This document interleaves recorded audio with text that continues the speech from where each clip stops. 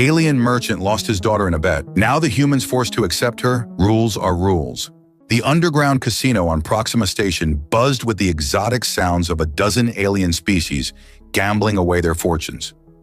Smoke from strange herbs and synthetic compounds hung in the air, creating a hazy atmosphere that matched the questionable legality of the establishment.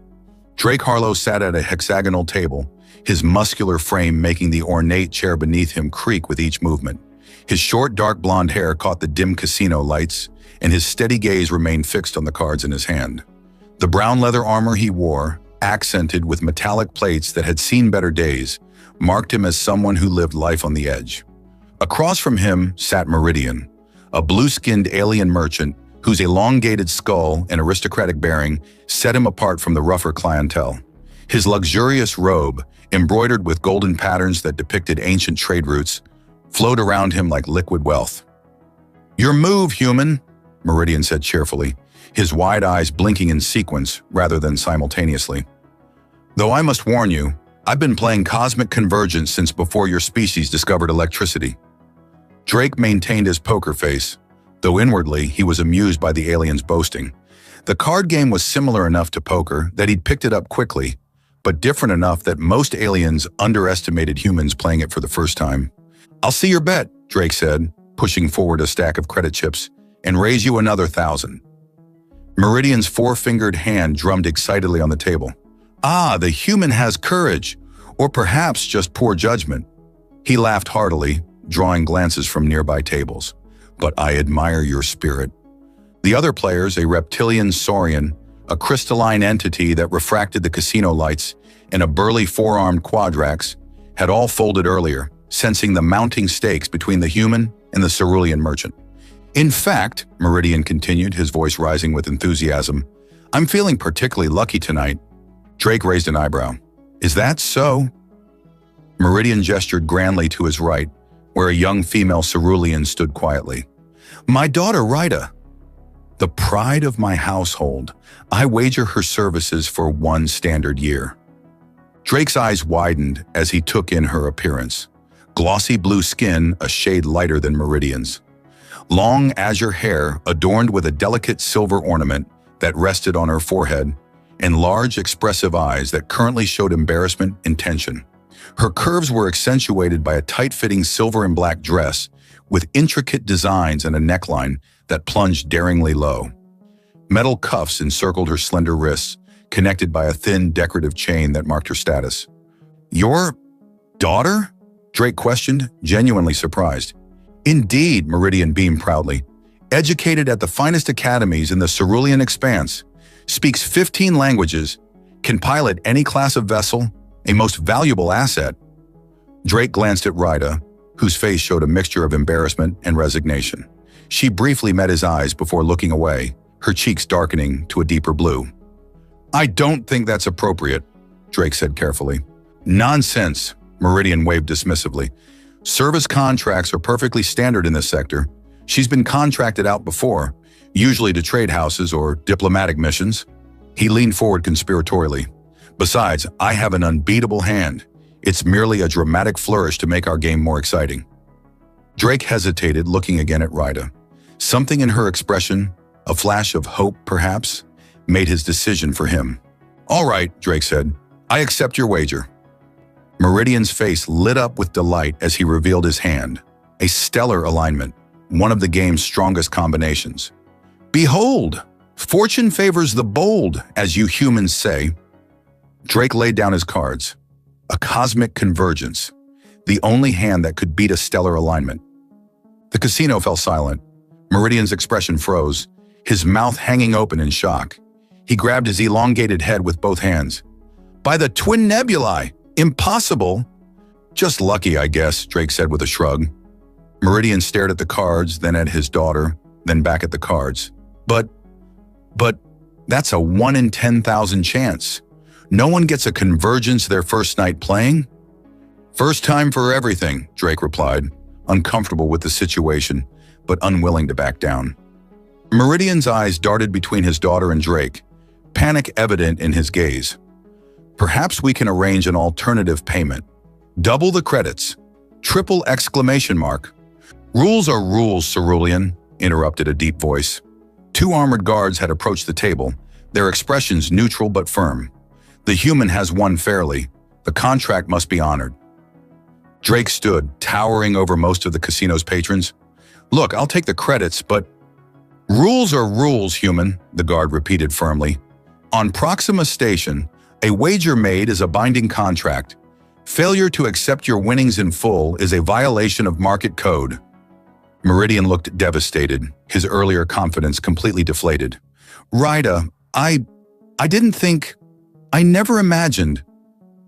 Ryda approached her father and placed a gentle hand on his shoulder. It's all right, father. It's only for a year. Her voice was surprisingly melodious, with an accent that made standards sound almost musical. But your mother will have my head, Meridian moaned. And your studies at the academy can resume when I return, she finished for him, though Drake detected a note of uncertainty in her voice. The guards transferred Ryda's contract to Drake's personal device, and just like that, he had become the reluctant holder of a beautiful alien woman whose father instantly regretted his foolishness. As they left the casino, Drake noticed Ryda's shoulders were tense, her steps measured and careful. Outside, in the neon-lit corridor of Proxima Station's entertainment sector, he stopped and turned to her. I'm not keeping you, he said firmly. Once we're away from here, I'll tear up the contract and you can go wherever you want. Ryda looked up at him, her large eyes widening in surprise. You would do that? Of course, I'm not in the habit of owning people. A small, cautious smile appeared on her blue lips. That is kind of you, but I'm afraid it's not that simple. What do you mean? The contract is registered with the station authority. If I returned to my father now, he would face severe penalties for contract violation. He could lose his trading license. She sighed.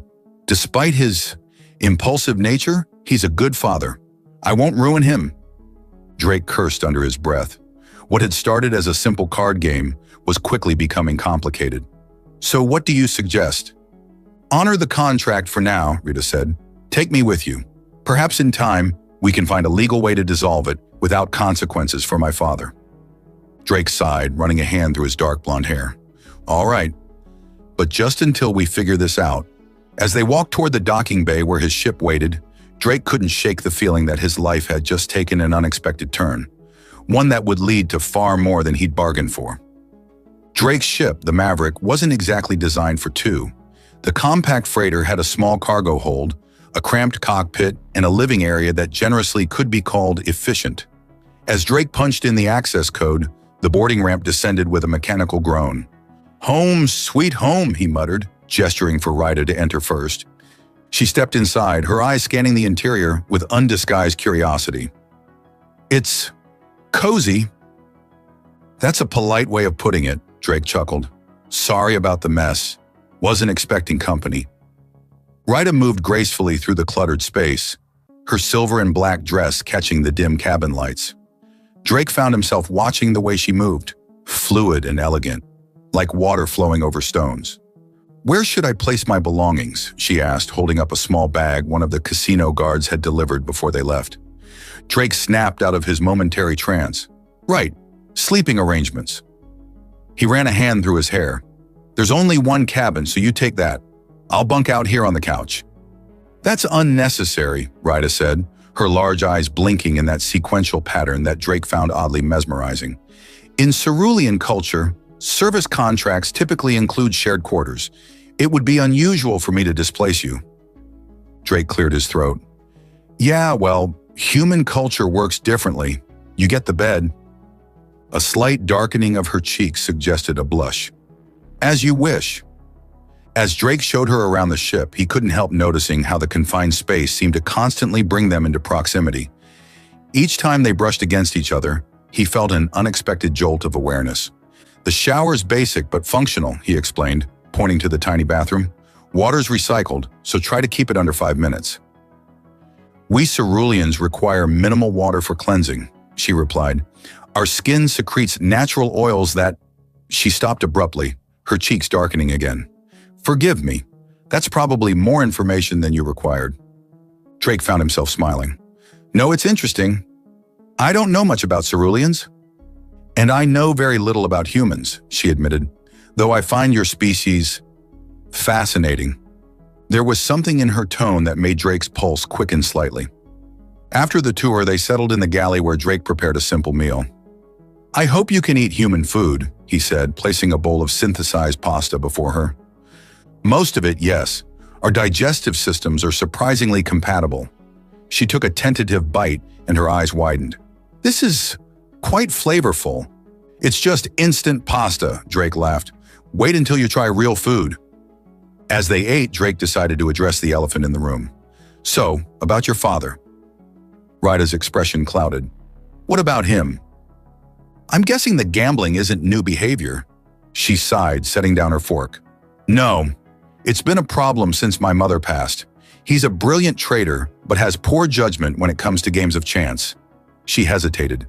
There's something you should know. My father, he's in debt. Significant debt. Drake frowned. How significant? Enough that several criminal syndicates have placed bounties on him. That's why he was so desperate tonight. He needed a big win to pay off the Vex consortium. Damn, Drake muttered. And now they'll think I'm connected to him. I'm afraid so, Ryda confirmed. By accepting me, you've inadvertently signaled to the underworld that you've taken on my father's position and potentially his debts. Drake leaned back in his chair, processing this unwelcome news.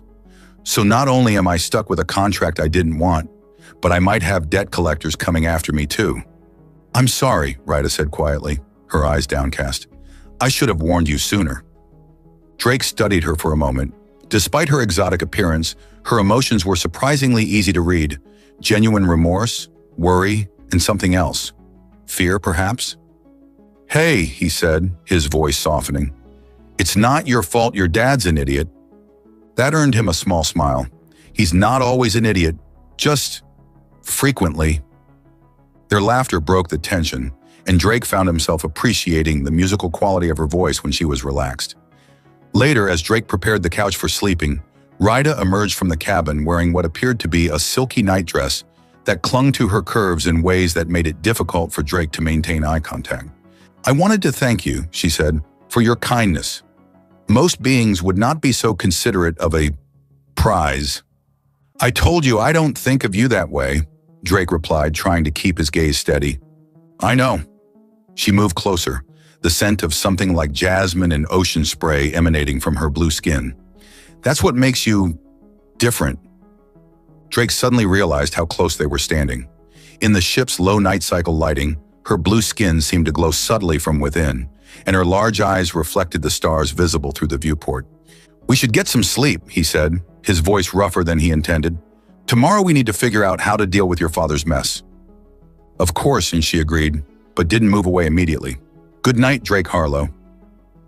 The way she said his name, rolling the R slightly, sent an unexpected shiver down his spine. Good night, Ryda. As she turned and walked back to the cabin, Drake exhaled slowly, wondering what exactly he'd gotten himself into, and why, despite all the complications, he wasn't entirely unhappy about it. Drake woke to the smell of something surprisingly appetizing. He blinked away sleep and found Ryda in the galley, her blue hands deftly manipulating the ship's basic food synthesizer in ways he'd never considered. Morning, he mumbled, running a hand through his disheveled hair. Rita turned, her long azure hair tied back in an intricate braid. She changed from the nightdress into a more practical jumpsuit that still managed to accentuate her curves. Good morning, she replied, her sequential blink making his stomach do an odd flip. I hope you don't mind. I took the liberty of reprogramming your synthesizer to create a traditional cerulean morning meal. Drake approached, peering over her shoulder at the colorful dish. Their proximity sent a wave of that jasmine ocean scent toward him, making his pulse quicken. Smells amazing, he said, not entirely referring to the food. It's called nari sal, she explained, seemingly unaware of his distraction. A protein-rich meal that sustains ceruleans through long trading journeys.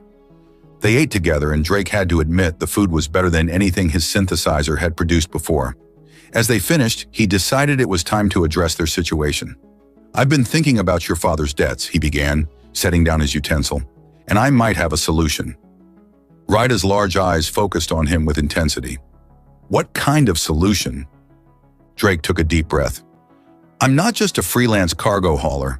I occasionally do special jobs for the Human Alliance. You're a spy?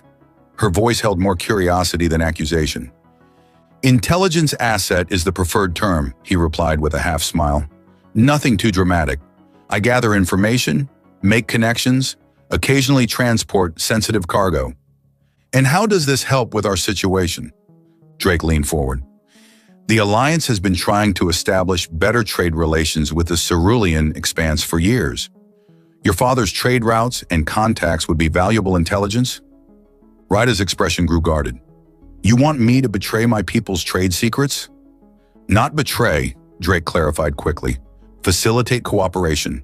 The Alliance could offer protection from the Vex Consortium in exchange for legitimate trade agreements that would benefit both humans and Ceruleans. She studied him for a long moment, her expression unreadable. And what would this mean for us? The question hung in the air between them, loaded with implications neither had voiced. That depends, Drake said carefully, on what you want it to mean. Before she could answer, the ship's communication system chimed. Drake activated the screen to see a stern-faced human man with close-cropped gray hair and a military bearing. Commander Ross, Drake greeted, straightening instinctively. Harlow, the man acknowledged. You've been busy. Word travels fast about a human winning a high-stakes game against a Cerulean merchant. His eyes shifted to Ryda. And acquiring unexpected assets? Drake felt Ryda tense beside him. It's not what it looks like, sir. It rarely is with you, Harlow, Ross replied dryly. Report to New Terra Outpost within 48 hours. We need to discuss your new situation. The screen went dark before Drake could respond. Who was that? Ryda asked, her voice tight. My handler in Alliance Intelligence, Drake explained, and potentially our ticket out of this mess. Can he be trusted? Ross is a hard ass, but he's fair. If anyone can help with the Vex Consortium, it's him. Ryda nodded slowly. Then I suppose we're going to New Terra. She paused. Will you tell him about my father's debts? I'll have to, Drake admitted, but I'll make sure he understands your position. Thank you. She placed her hand on his arm, the touch sending warmth through his body, for trying to help us both. Drake found himself captivated by her large, expressive eyes. It's the right thing to do. Is that the only reason? Her voice had dropped to a near whisper, her face closer to his than he'd realized. Drake swallowed hard. No, he admitted, not the only reason. The moment stretched between them, electric with possibility. Then Drake reluctantly pulled away, moving to the cockpit. We should get going. New Terra's a full day's journey from here. As he began the pre-flight sequence, Ryda slipped into the co-pilot's seat beside him. May I assist? I'm rated for most navigation systems. Be my guest, Drake replied, impressed as her blue fingers flew over the controls with practiced ease. The Maverick lifted smoothly from Proxima Station's docking bay and accelerated toward the jump point. As they worked together, Drake found himself repeatedly distracted by Ryda's presence. The graceful movement of her hands, the concentration in her eyes, the way she bit her lower lip when focusing on calculations. Once they were safely in hyperspace, Drake set the autopilot and turned to find Ryda already looking at him. What? He asked, suddenly self-conscious. I'm trying to understand you, she replied.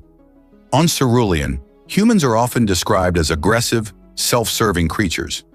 Yet you've shown me nothing but consideration. Drake shrugged. Maybe your people haven't met the right humans? Perhaps, her gaze remained steady, or perhaps you're exceptional. The compliment warmed him unexpectedly. I'm really not. I disagree. She leaned closer. You could have taken advantage of this situation in countless ways, yet you seek a solution that benefits everyone. That's just basic decency, Drake protested. Ryda's musical laugh filled the cockpit. You prove my point. You consider decency basic. Many species consider it optional. Their eyes locked and Drake felt something shift between them. A barrier dissolving, a connection strengthening. The ship suddenly felt very small, the space between them charged with unspoken possibilities. We have 20 hours until we reach New Terra, Ryda said softly. Perhaps you could tell me more about humans. Your customs, your beliefs. Her eyes flickered briefly to his lips. Your ways of connecting? Drake's heart hammered in his chest. I think that could be arranged. As the Maverick hurtled through hyperspace toward New Terra, Drake realized that what had begun as an accidental obligation was rapidly becoming something far more intriguing and potentially far more complicated. 6 hours into their journey to New Terra, the Maverick's proximity alarm blared to life. Drake lunged for the controls, his fingers dancing across the console. "What is it?" Ryder asked, sliding into the co-pilot's seat. Drake's expression darkened as he studied the readout. 3 vessels on an intercept course. Vex Consortium signatures. "Already?" Ryder's voice held disbelief. "How did they find us so quickly?"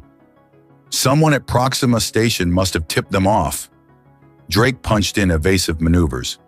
"They know we're heading to Alliance space." The Maverick shuddered as Drake pushed the engines harder, veering off their plotted course. The pursuing ships adjusted immediately, maintaining their pursuit. "They're gaining," Ryder observed, her voice remarkably steady despite the danger. Drake shot her an appreciative glance. "Most people would be panicking right now." "Panic rarely improves a situation," she replied, her fingers already working the navigation system. "There's a dense asteroid field in Sector 47B. We could use it for cover." "Good thinking." Drake adjusted their course. "Those consortium ships are bigger than us. They'll have a harder time maneuvering." As they worked together to evade their pursuers, Drake noticed Ryder wincing slightly, pressing a hand to her side. "You okay?" he asked, concern evident in his voice. "I'm fine," she said quickly. "Too quickly." Drake frowned. "You don't look fine." Ryder hesitated, then sighed. "It's complicated and not relevant to our current situation. We're about to dive into an asteroid field with bounty hunters on our tail. If there's something affecting you, it's relevant." She met his gaze, then nodded reluctantly. "I have what my people call cerulean fade. It's a genetic condition that affects females of my species. It's progressive." Drake's stomach tightened. "Progressive as in eventually fatal, yes," she confirmed, her tone matter-of-fact. "My father's gambling. It wasn't just addiction. He was trying to win enough to pay for specialized treatments. They're experimental, but promising." The revelation hit Drake like a physical blow. "Why didn't you tell me?" "It wasn't your burden to bear." She turned back to the navigation console. "Asteroid field approaching in 30 seconds." Drake wanted to press further, but the tactical display demanded his attention. The Maverick plunged into the field, massive space rocks tumbling around them. Drake's hands gripped the controls tightly as he weaved through the deadly obstacles.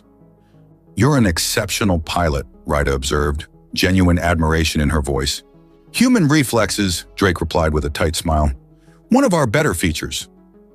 A blast from one of the pursuing ships clipped their shields, making the Maverick lurch violently.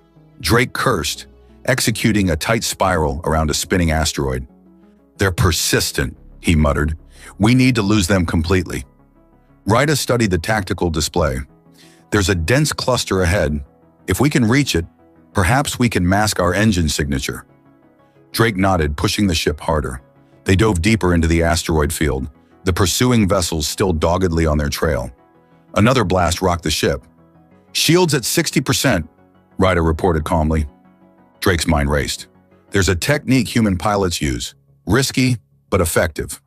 "I trust your judgment," Ryder said without hesitation. The simple statement affected Drake more than he expected. He took a deep breath, then cut the main engines. "What are you?" Ryder began. "Inertial drift," Drake explained, using maneuvering thrusters to guide their now silent ship into the shadow of a massive asteroid. "They're tracking our engine signature. Without it, we're just another piece of space debris." They floated silently, watching as the consortium ships continued on their previous trajectory, searching for a target that was no longer there. "Brilliant," Ryder whispered, her eyes wide with admiration. Drake allowed himself a small smile. Basic human ingenuity. They remained hidden for nearly an hour, ensuring their pursuers had truly lost them. In the quiet of the powered-down cockpit, illuminated only by emergency lighting, Drake found himself studying Ryder's profile. "How long?" he asked softly. She didn't pretend to misunderstand. "Without treatment? Perhaps a year. With it, indefinite remission is possible. And the treatment costs? More than a merchant like my father could ever legitimately earn." Her large eyes met his. Hence the gambling. Drake reached out, taking her hand in his. Her skin was cooler than a human's, but soft and somehow familiar. "We'll find a way," he promised. "The Alliance has advanced medical technology. If anyone can help—" "Why would they help me?" she interrupted. "I'm just a cerulean, the daughter of a gambling-addicted merchant." "Because I'll ask them to," Drake said firmly. "And because you're not just anything, Rita." The intensity in his voice surprised them both. In the dim light, her blue skin seemed to glow faintly, her eyes reflecting the distant stars visible through the viewport. "Drake," she said softly, "in my culture, when someone saves another's life, they become bound by what we call the thread of fate." "And what does that mean exactly?" She moved closer, the jasmine ocean scent of her enveloping him. "It means our destinies are now intertwined. Whatever happens to one affects the other." "I can live with that," Drake murmured, suddenly very aware of her proximity. "There's more," she continued, her voice dropping to a whisper. "The thread can only be fully acknowledged through physical union." Drake's pulse quickened. "Physical union?" "Yes." Her eyes held his, unwavering. "Our bodies must join as our fates have joined." "Is that what you want?" Drake asked, his voice rough with emotion. "It's what I need," she replied simply. "What we both need, if we're to face what's coming together." Drake cupped her face gently, marveling at the silken texture of her blue skin. "I don't want you to feel obligated because of some cultural tradition." Her musical laugh filled the cockpit. "Humans, always assuming your values apply universally." She leaned into his touch. "This isn't obligation, Drake. This is desire, pure and simple." Their lips met, and Drake was surprised by the warmth of her mouth, the sweetness of her taste. What began as gentle exploration quickly deepened into something more urgent, more primal. Later, as they lay entwined in the ship's small cabin, Rita traced patterns on Drake's chest with her blue fingers. "You continue to surprise me, human," she murmured, satisfaction evident in her voice. Drake smiled, pulling her closer. "Likewise, Cerulean." As they drifted off to sleep, Drake found himself thinking about threads of fate and unexpected journeys. Whatever came next, they would face it together, bound not by a gambling debt or a service contract, but by something far more powerful. The Maverick emerged from the asteroid field 12 hours behind schedule. Drake had powered up the engines only after he was certain the consortium ships had abandoned their search. Now, as they approached the outer boundary of Alliance space, a message alert chimed on the communication console. "Encrypted transmission," Drake noted, glancing at Rita, who sat beside him in the co-pilot seat. Their night together had changed something between them. A new ease, a deeper connection that manifested in small touches, lingering glances. "Can you open it?" she asked, her hand resting lightly on his arm. Drake entered his decryption codes. The screen flickered, then displayed a grim-faced Commander Ross. "Harlow, your situation has escalated," Ross said without preamble. "The Vex Consortium has issued an open bounty on both you and the Cerulean female." Drake felt Rita tense beside him. "How bad?" 200,000 credits, dead or alive." Ross's expression hardened. "Every mercenary and bounty hunter in 3 sectors will be looking for you." "Fantastic," Drake muttered. "Any good news?" "Actually, yes. This presents an opportunity." Ross leaned closer to the camera. "The consortium's leadership will be gathered for their annual summit on Nexus Prime in 3 days. Security will be focused outward, not inward." Drake raised an eyebrow. "You're suggesting we hit them at their own summit?" "Precisely. A small team could infiltrate their central database and extract evidence of their illegal operations across Alliance space. With that evidence, we could shut down their entire organization." "That's suicide," Drake protested. "Not with the right team," Ross countered, "and not with the right distraction." Rita leaned forward. "You want to use us as bait?" Ross studied her with newfound respect. "Perceptive? Yes, Miss..." "Rita," she supplied simply. "Yes, Rita. The consortium is expecting you to flee toward Alliance protection. Instead, you'll appear to be heading directly into their territory, drawing their security forces away from the summit while our infiltration team does their work." Drake shook his head. "Too risky. Rita has a medical condition that needs treatment." "Cerulean fade," Ross said, surprising them both. "We're aware. In fact, that's part of my offer. The Alliance has been researching treatments for several cerulean conditions as part of our diplomatic initiatives. Help us with this operation, and we'll ensure she receives the most advanced treatment available. Drake looked at Rita, whose large eyes had widened in surprise. Your choice, he told her softly. I'll support whatever you decide. Rita was quiet for a moment, then straightened her shoulders. What exactly would we need to do? Ross outlined the plan. They would approach Nexus Prime through a specific corridor, making themselves visible to consortium scanners.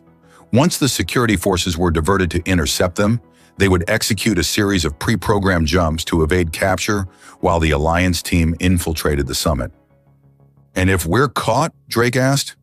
Then you'd better not be caught, Ross replied grimly. Rendezvous at these coordinates in 6 hours for final briefing and equipment. The screen went dark. Drake leaned back in his chair, running a hand through his hair. Well, that's one way to solve our problem. It could work, Rita said thoughtfully. And if it means treatment for the Fade? It's not just about the treatment, Drake insisted. It's about keeping you safe. The consortium doesn't exactly have a reputation for mercy. Rita took his hand, her blue fingers intertwining with his. The thread of fate binds us now, remember? Your safety is as important to me as mine is to you. Drake smiled despite himself. Is that a cerulean way of saying you care about me? Perhaps. Her sequential blink had become endearing to him. Though I believe I demonstrated that quite thoroughly last night. Heat rushed to Drake's face at the memory. Their joining had been unlike anything he'd experienced. Both familiar and alien, comfortable and exhilarating. The way her skin had glowed faintly in the darkness, the musical sounds she made, the surprising strength in her slender body. You're thinking about it, she observed, a smile playing at her lips. Hard not to, he admitted. Ceruleans believe that physical union strengthens the thread, she said, her voice taking on a husky quality. The more often souls connect, the stronger the bond becomes. Drake raised an eyebrow. Is that your way of suggesting we should strengthen our bond before this dangerous mission? Yes. Her directness was refreshing. Unless humans require more persuasion, Drake laughed, pulling her closer. I think we can manage without too much persuasion. Later, as they lay together in the cabin, Rita traced the outline of a scar on Drake's shoulder. How did you get this? She asked. Krell raiding party, he replied. 3 years ago, on the colony world Hadrian's Hope, they hit a civilian settlement. No warning, no mercy. Rita's fingers stilled. You were there? Alliance sent me to extract a scientist. I arrived during the attack. His jaw tightened at the memory. Saw things no one should see. Yet you stayed to help? Couldn't just leave them. Drake shrugged as if it were nothing. Managed to get about 30 civilians to safety before reinforcements arrived. Rita studied him with those large, expressive eyes. My people say humans are unpredictable. Dangerous one moment, heroic the next. But I'm beginning to think the heroism is your true nature. Drake shook his head. We're just people, Rita. Some good, some bad, most somewhere in between. Perhaps. She rested her head on his chest. But you, Drake Harlow, are decidedly good. As Rita drifted to sleep, Drake found himself contemplating their situation. The mission Ross proposed was dangerous, possibly suicidal, but it offered a chance to solve both their problems at once. If they succeeded, Rita would get treatment for her condition, and the bounty on their heads would disappear with the consortium's downfall. And if they failed, Drake pushed the thought away, focusing instead on the weight of Rita's head on his chest, the cool silk of her blue skin against his, the faint glow she emitted in the darkness. Whatever happened, they would face it together. 6 hours later, they arrived at the rendezvous coordinates. A sleek Alliance corvette decloaked before them, its docking bay opening in silent invitation. Ready? Drake asked as he guided the Maverick toward the larger vessel. Rita nodded, her expression determined. Ready. As they docked with the Alliance ship, Drake couldn't shake the feeling that they were crossing a threshold from which there would be no return. The thread of fate, as Rita called it, was pulling them forward. Toward danger, yes, but also toward possibility. The Alliance Corvette Vigilant hummed with activity as Drake and Rita were escorted to the briefing room. Commander Ross stood at the head of a holographic table, surrounded by a team of 4 operatives, all human, all wearing the subdued gray uniforms of Alliance intelligence. "Harlow," Ross acknowledged with a nod, "and Miss Ryda, welcome aboard." Drake noticed how the commander's eyes lingered on Ryda, with clinical interest rather than the usual curiosity most humans displayed when encountering ceruleans. It made him instinctively move closer to her. "This is the team," Ross continued, gesturing to the operatives. "Major Chester, tactical lead; Lieutenant Costa, infiltration specialist; Dr. Aaron Novak, our xenobiologist; and Captain Winters, pilot." Dr. Novak stepped forward, a slender woman with keen eyes and dark hair pulled back in a tight bun. "Ms. Ryda, if you don't mind, I'd like to conduct a medical scan. Commander Ross mentioned your condition, and I've been researching cerulean physiology." Ryda glanced at Drake, who gave a reassuring nod. "Very well," she agreed. As Novak led Ryda to the medical bay, Drake turned to Ross. "I want to be clear, her safety is my priority. If this mission puts her at excessive risk, we're out." Ross raised an eyebrow. "You've become quite protective of your prize." Drake's jaw tightened. "She's not a prize. She's a person." "Interesting," Ross mused. "When I sent you to gather intelligence at that casino, I didn't expect you'd return with a cerulean companion, much less develop feelings for her." "Things change," Drake said simply. Ross studied him for a moment, then nodded. "Indeed they do. Let's review the operation." The plan was straightforward but dangerous. Drake and Ryda would pilot the Maverick toward Nexus Prime through a heavily monitored corridor, making sure consortium sensors detected them. Once the security forces mobilized to intercept, they would execute a series of pre-programmed jumps to evade capture, while the Alliance team infiltrated the summit. "Your ship has been upgraded with enhanced shields and a prototype stealth system," Major Chester explained. "It should give you the edge you need to survive long enough to complete the mission." Drake absorbed the details, asking pointed questions about escape routes and contingency plans. He'd run dangerous operations before, but never with someone he cared about so deeply at risk. An hour later, Dr. Novak returned with Ryda. Drake immediately sensed something was wrong. Ryda's face was flushed a deeper blue than normal, and Novak wore an expression of barely contained excitement. "Commander," Novak said, "we need to discuss a significant development." Ross frowned. "Is there a problem with the cerulean's condition?" "Not exactly," Novak replied, glancing between Drake and Ryda. "Perhaps we should discuss this privately." "Whatever you have to say, you can say in front of everyone," Ryda stated firmly, moving to stand beside Drake. Novak hesitated, then nodded. "Very well, Ms. Ryda is pregnant." The room fell silent. Drake stared at the doctor, certain he'd misheard. "That's impossible," he finally managed. "We've only been together for 3 days, yes," Novak confirmed. "But cerulean reproductive biology is remarkably efficient when compatibility exists, and you two are surprisingly compatible." Drake looked at Ryda, whose large eyes were wide with shock. "Did you know this could happen?" "No," she whispered. "Ceruleans and humans have never... I didn't think it was possible." Novak continued, her scientific enthusiasm overriding the tension in the room. "It's unprecedented. Cerulean-human hybrids have been theoretically possible, but never documented. The embryo appears healthy, though it's developing at an accelerated rate compared to human pregnancies." Drake felt the room spinning slightly. 3 days ago, he'd been a solo operator running a simple intelligence gathering mission. Now he was bound to a cerulean woman by her cultural thread of fate, hunted by the galaxy's most dangerous criminal syndicate, and apparently about to become a father. "This changes everything," he said, looking at Ross. "She can't participate in the mission now." "On the contrary," Novak interjected, "the pregnancy appears to be counteracting the effects of her cerulean fade. The hybrid embryo is producing compounds that are stabilizing her condition." Ryda placed a hand on her abdomen, wonder replacing shock on her face. "Is that possible?"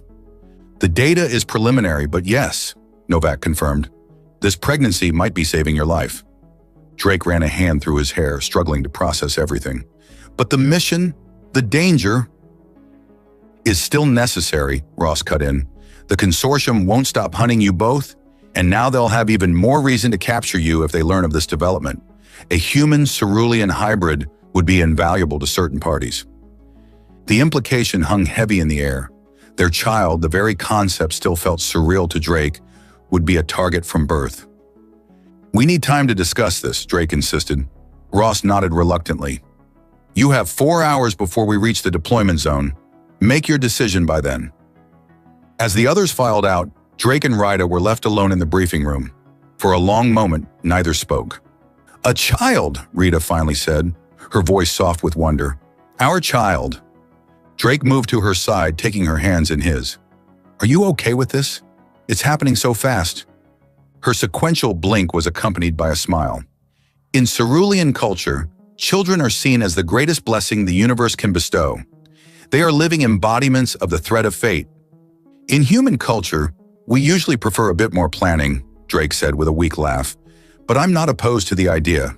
Just surprised." "As am I," she admitted, "but not unhappy." She placed his hand on her abdomen. "Can you feel it? The thread growing stronger?" Drake couldn't feel anything physically different, but emotionally the connection between them seemed to pulse with new significance. "What do you want to do about the mission?" he asked. Ryder's expression grew determined. "If Dr. Novak is correct, this pregnancy is actually helping my condition. And Commander Ross is right. The consortium won't stop hunting us. For our child's sake, we need to end this threat." Drake studied her face, seeing the resolve there. "You're sure?" "I am." She squeezed his hand. "Besides, I've seen you pilot. There's no one I'd trust more to keep us safe."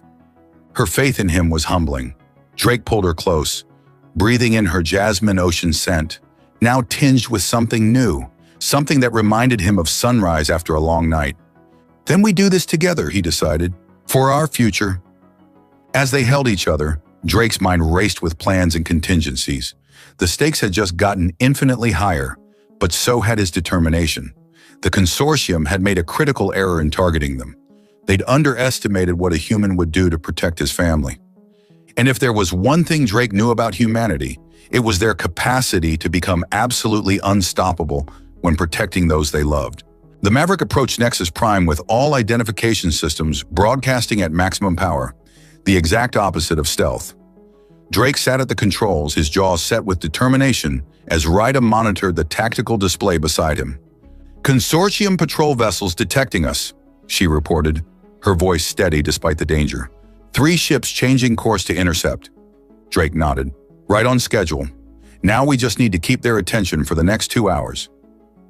The plan was in motion. While they played the role of bait, the Alliance team would infiltrate the Consortium summit and extract the evidence needed to dismantle the criminal organization. Simple in theory, terrifying in execution. "Energy spike from the lead vessel," Ryder warned. "They're powering weapons." "Hold on," Drake said, executing a tight spiral maneuver that sent the Maverick into a controlled dive. The consortium ship's energy blast sizzled past them, missing by meters. "Impressive," Ryder remarked, her hand instinctively moving to her abdomen. Though the pregnancy was only days old, Dr. Novak had confirmed the accelerated development meant she was effectively in a state equivalent to several weeks along. Drake noticed the gesture. "You okay?" "Yes," she assured him. "Just aware of our passenger." Drake allowed himself a brief smile before focusing back on evasive maneuvers. The thought of their child, a son, according to Novak's preliminary scans, gave him a strength and focus he'd never known before. The comm system suddenly crackled to life. "Attention human vessel. This is Vex Consortium Security. Power down and prepare to be boarded." Drake exchanged a glance with Ryder before responding. "Sorry, boys. No can do." "You are harboring a fugitive and stolen property," the consortium officer continued. "Surrender the cerulean female immediately." Ryder's eyes flashed with indignation. "Stolen property?" "Yeah, that's not happening," Drake replied to the consortium, pushing the engines harder. "She's not property, and she's certainly not yours." The Maverick shot forward, leading the pursuing vessels on a wild chase through Nexus Prime's outer defense grid. Drake's piloting skills were being pushed to their limits as he weaved through automated defense platforms and patrol routes, keeping the consortium ships focused entirely on them. 1 hour down, Ryder noted, checking the chronometer. The Alliance team should be inside the summit by now. Drake was about to respond when a new contact appeared on their sensors, a larger vessel moving to cut off their escape route. That's a consortium command ship, Ryda said, concern evident in her voice. The tactical display updated, showing a familiar energy signature aboard the command vessel. Drake, Ryda gasped. That's my father's biosignature. Meridian? On a consortium command ship? Drake frowned. They must be using him as leverage. A new transmission came through, this time with video. On the screen appeared a consortium officer, a reptilian saurian with scales the color of burnished copper, standing beside a restrained Meridian. Human, the saurian hissed. I am Executor Trath. Perhaps you will reconsider your position when you see who we have as our guest. Meridian looked haggard, his normally vibrant blue skin dull with stress, but his eyes widened when he saw Ryda on the return feed. Daughter, he exclaimed, by the twin nebulae, you're alive. Father, Ryda leaned toward the screen. What have they done to you? The usual, Meridian replied with a weak attempt at his former bravado. Apparently, wagering one's daughter creates quite the debt. Who knew? Executor Trath yanked Meridian back. Enough. Human, your options are simple. Surrender the female, or watch her father die. You have 30 seconds to comply. The transmission cut off, leaving Drake and Ryda in stunned silence. We can't let them kill him, Ryda said, her large eyes pleading. Drake's mind raced. They couldn't abandon the mission, but they couldn't sacrifice Meridian either. Then an idea struck him. Risky, potentially suicidal, but with a chance of success. We're not giving up anyone, Drake said firmly, but we are going to change the rules of engagement. He opened a secure channel to the Alliance team. Major Chester, we have a complication. Meridian is aboard the consortium command ship. We're adjusting the plan. Chester's voice came back tense. Negative, Harlow. Maintain your current course. We need another 40 minutes. Not an option, Drake replied. But don't worry, you'll get your distraction. He closed the channel before Chester could protest and turned to Ryda. I need you to trust me completely. Can you do that? She placed her hand over his. Always. Drake programmed a new course into the navigation system, directly toward the consortium command ship. We're going to surrender, he explained, seeing Ryda's confusion. Or at least, appear to. He quickly outlined his plan. It was audacious and relied on perfect timing, but it was their best chance to save Meridian while completing the mission. As they approached the command ship, Drake reopened communication with Executor Trath. We're powering down weapons and shields, preparing for docking. Trath's reptilian features twisted into what might have been a smile. A wise decision, human. The Maverick was drawn into the command ship's docking bay by a tractor beam. As they touched down, Drake activated the ship's newly installed stealth system, not to hide the Maverick itself, but to mask what was happening inside it. Remember, Drake said to Ryda as they prepared to disembark, no matter what happens, stay behind me and be ready to move exactly when I signal. She nodded, her expression resolute. For our family. For our family, he echoed, squeezing her hand. The airlock opened to reveal a contingent of armed consortium guards led by Executor Trath, with Meridian held at gunpoint nearby. Welcome aboard, Trath said, his forked tongue flicking between sharp teeth. The female will come with me. The human will be executed. Drake stepped forward, hands raised in apparent surrender. Actually, I have a counteroffer. This is not a negotiation, Trath hissed. Oh, but it is, Drake replied calmly. Because right now, an Alliance intelligence team is downloading every dirty secret in your database. In about 10 minutes, the consortium will cease to exist as a functioning organization. Trath's scales darkened with rage. You're bluffing? Am I? Drake smiled. Check your internal security. As Trath turned to consult with a subordinate, Drake caught Meridian's eye and gave an almost imperceptible nod. To his credit, the cerulean merchant understood immediately. Chaos erupted in 3 simultaneous events. Drake activated a flashbang grenade that blinded the consortium guards. Meridian ducked and rolled away from his distracted captor, and the lights throughout the docking bay flickered and died as the Alliance team's virus hit the command ship systems. In the darkness, Drake moved with practiced efficiency, taking down 3 guards before they could recover. He reached Meridian, cutting his restraints with a concealed blade. Nice timing, human, Meridian gasped, though your entrance could use work. Save the critique, Drake replied, guiding him back toward Ryda, who had taken cover behind a cargo container. "Father!" she exclaimed, embracing him quickly. "Daughter!" Meridian replied, his voice thick with emotion. "I'm so sorry for—" "Later," Drake interrupted. "We need to move. Now." Emergency lighting activated, bathing the docking bay in red. Trath was shouting orders, trying to reorganize his scattered forces. "The Mavericks blocked," Drake observed. "We need another way out." Meridian's eyes lit up. "I know this class of vessel. There's an executive escape pod 2 levels up." "Lead the way," Drake instructed, handing Meridian a blaster taken from one of the fallen guards. They fought their way through the corridors, Drake taking point with Ryda and Meridian close behind. The ship was in disarray, alarms blaring as the Alliance virus tore through its systems. "Almost there," Meridian panted as they reached the upper level. A blast of energy scorched the wall beside them. Drake turned to see Executor Trath at the end of the corridor, his scales flushed with rage. "Go!" Drake shouted to Ryda and Meridian. "Get to the pod!" "Not without you," Ryda insisted. "I'll be right behind you," Drake promised. "Go!" As they disappeared around the corner, Drake faced Trath. The Saurian advanced slowly, his weapon trained on Drake's chest. "You've cost me everything, human," Trath snarled. "You did that yourself," Drake replied, "when you decided to hunt innocent people for profit." Trath fired, but Drake was already moving, diving and rolling as he returned fire. The Saurian was fast, but Drake had something Trath didn't, something humans had relied on throughout their history when facing superior forces: adaptability and sheer stubborn determination. Drake feinted left, then charged right, catching Trath off guard. They collided with bone-jarring force, crashing into a control panel that sparked and exploded from the impact. In the close-quarters struggle that followed, Drake's combat training gave him the edge. With a final, decisive strike, he left Trath unconscious and raced toward the escape pod. Ryda and Meridian had the pod ready for launch. Drake dove inside just as the ship rocked with a massive explosion, the Alliance team making their own explosive exit. "Cutting it close, aren't you?" Meridian remarked as Drake sealed the hatch.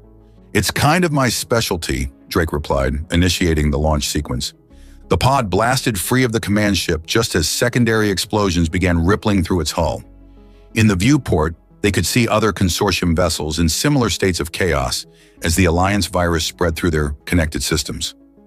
"We did it," Ryda breathed, her hand finding Drake's. "We did," he agreed, pulling her close. Meridian watched them with growing awareness. "You two seem closer than I would have expected, given the circumstances of your meeting." Ryda exchanged a glance with Drake before turning to her father. "There's something you should know, Father. Something wonderful." As she explained about the pregnancy, Meridian's expression transformed from shock to disbelief to cautious joy. "A grandson," he finally managed. "A human cerulean child. That's unprecedented." "So we've been told," Drake said dryly. "And the fade?" Meridian asked, concern evident in his voice. "In remission," Ryda assured him. "The pregnancy is producing compounds that counteract it." Meridian shook his head in wonder. "The thread of fate works in mysterious ways." He turned to Drake with newfound respect. "It seems I lost my daughter to you twice. Once at the gaming table, and once through her heart." "Rules are rules," Drake replied with a smile, echoing the words that had started their journey. "Indeed they are," Meridian agreed. "Though perhaps these new rules, the ones you two are writing together, are better than the old ones." The Alliance corvette Vigilant appeared on their sensors, moving to retrieve them. As they prepared for docking, Drake held Ryda close, his hand resting protectively over their growing son. What had begun as a chance encounter in an alien casino had transformed into something profound. A new family, a new future, a new set of rules for them to live by. Rules based not on ownership or obligation, but on choice and love. And as Drake looked at Ryda's radiant face, he knew he wouldn't have it any other way.